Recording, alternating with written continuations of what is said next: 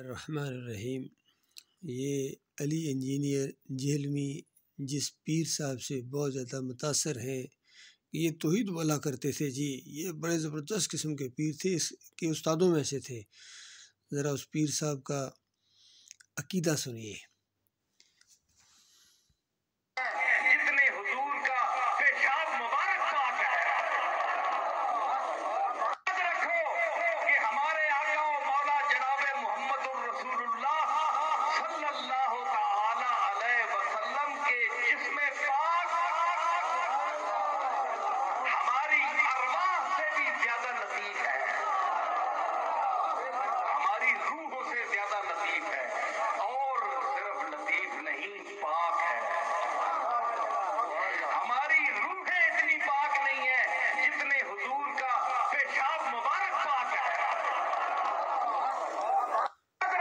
دیکھیے، یہ ہے پیر نصیر الدین اور اس کا یہ غلیظ عقیدہ، یعنی ان کے دماغوں کے اندر گند ہے۔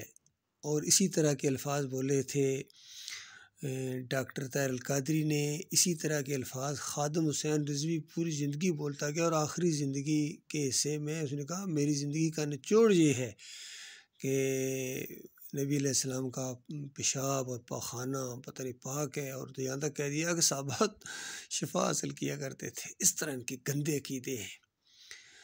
تو اللہ کے بندو، جس قوم کے یہ عقیدے ہوں وہ کس طرح فلاح پائے گی، وہ کس طرح کامیاب ہوگی، اور کون سی قوم پھر ان کی طرف مائل ہوگی، ان کا اسلام قبول کرے گی۔